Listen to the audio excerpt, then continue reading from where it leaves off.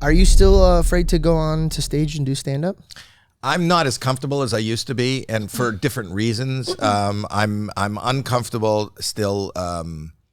COVID kind of knocked me for a loop in as far as my germophobia and being aware that it was easy to get sick, which was always an issue with me. And then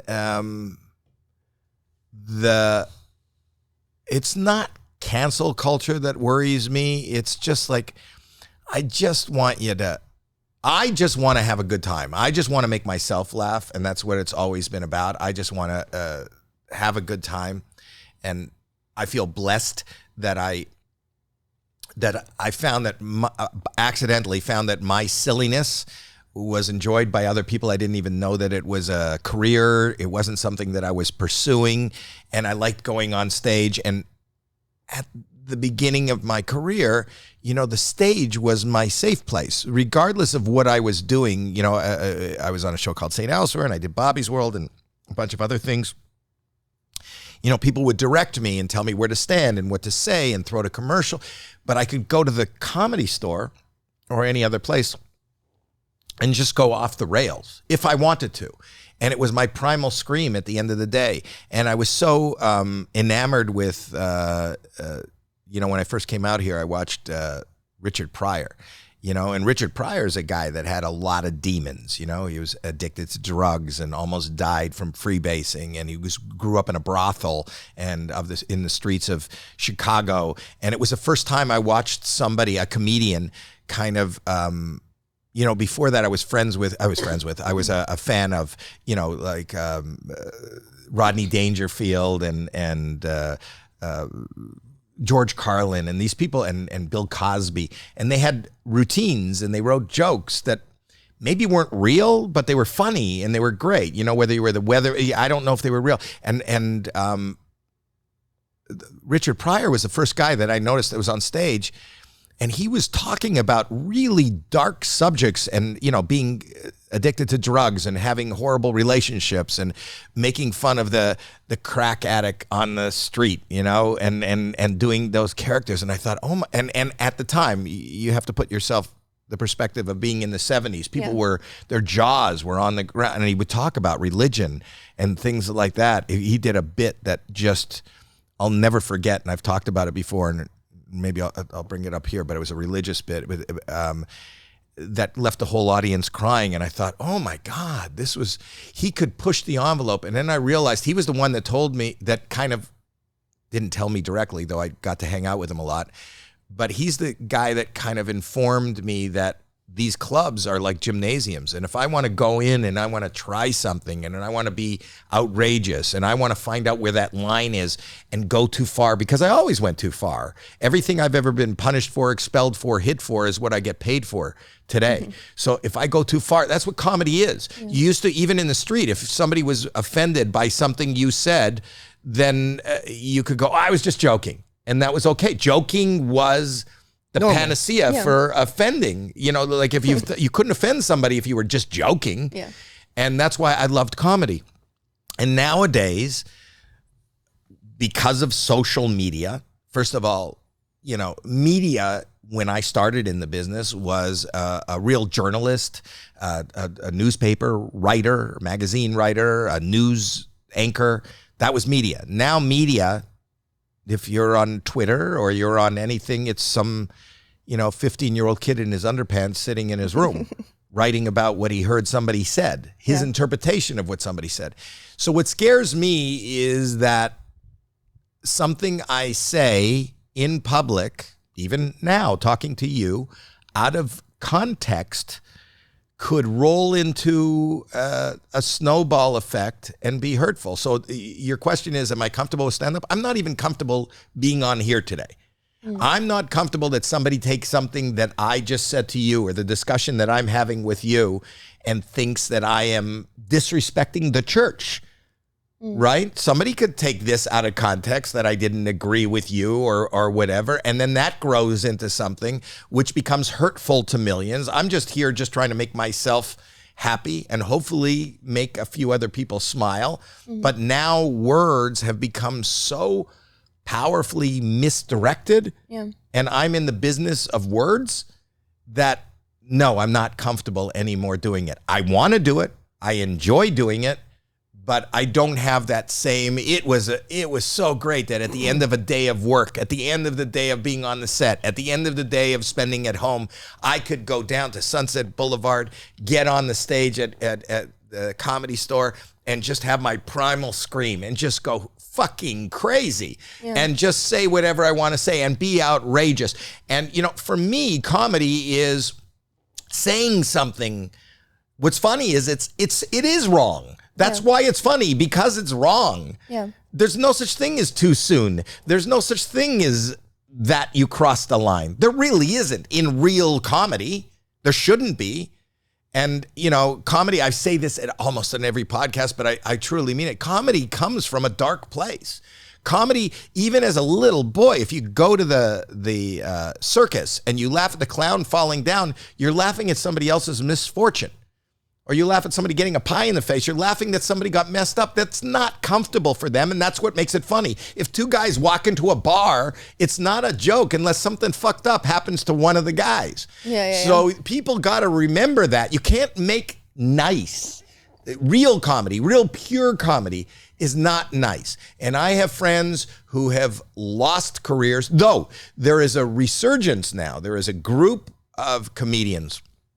I think people like Joe Rogan and that whole group. Kill Tony. And Kill Tony and Bert Kreischer. And they're holding the foundation of comedy. Well, more people are playing arenas than ever before. They don't have anybody to answer to. And those people that show up to their shows in arenas know what they're getting. But it's a different world now because they're so siloed, you know, in the sense that when I was coming up, if there was somebody playing at the, you know, we didn't have the Microsoft Theater and that, we had the Forum here.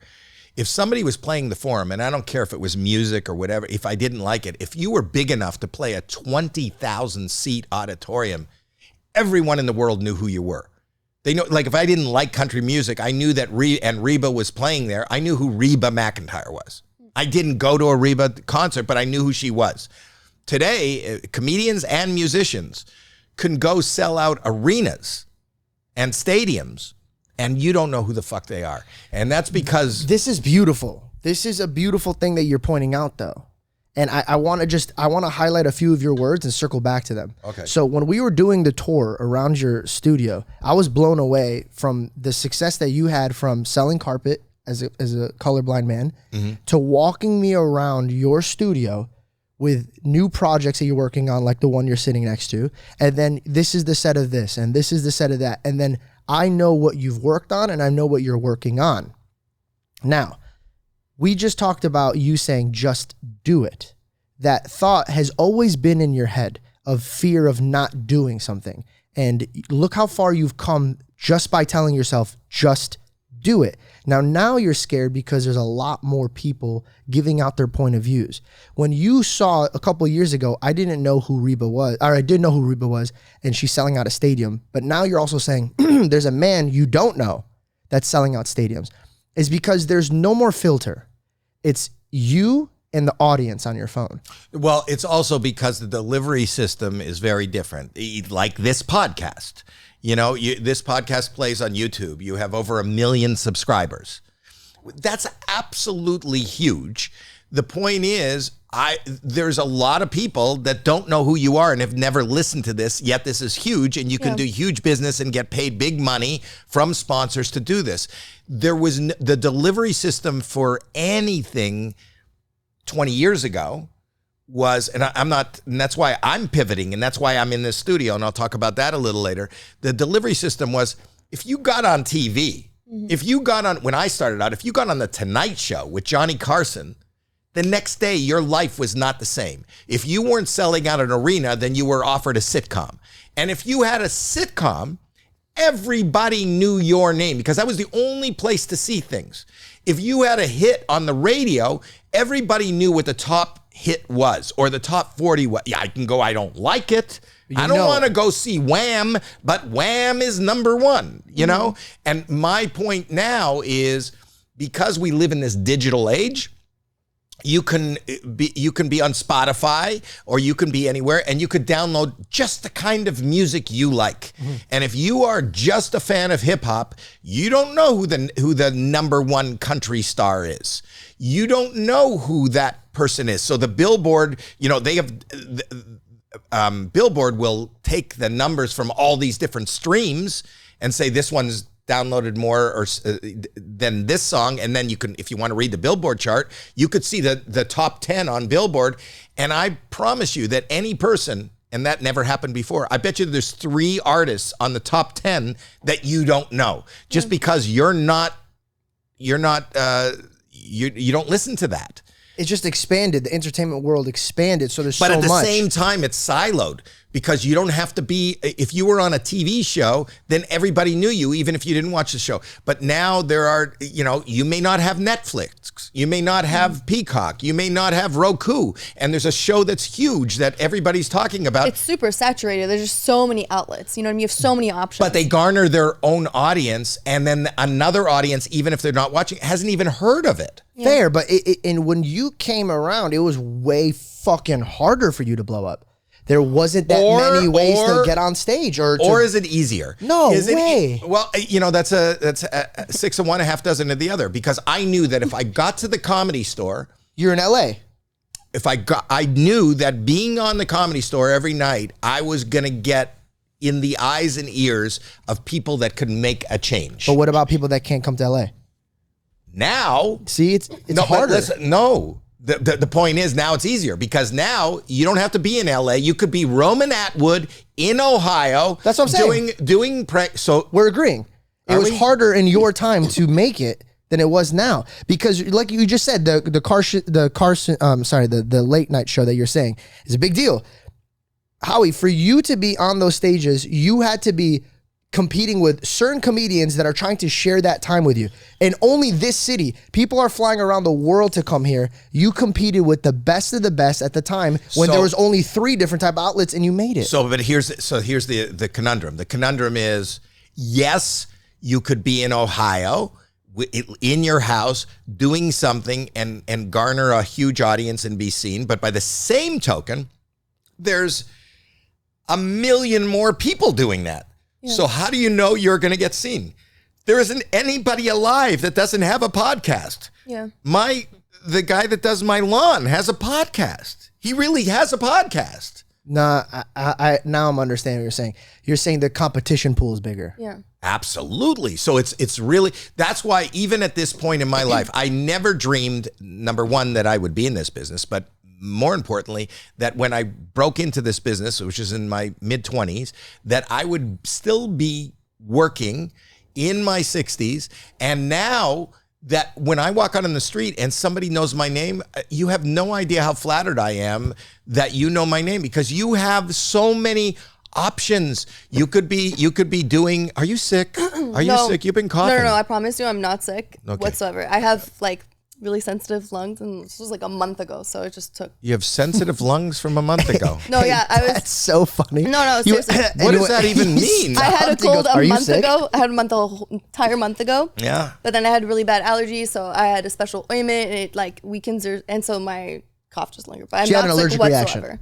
It wasn't a sickness. All I heard was ointment and weak lungs. I'm so fucking nervous now.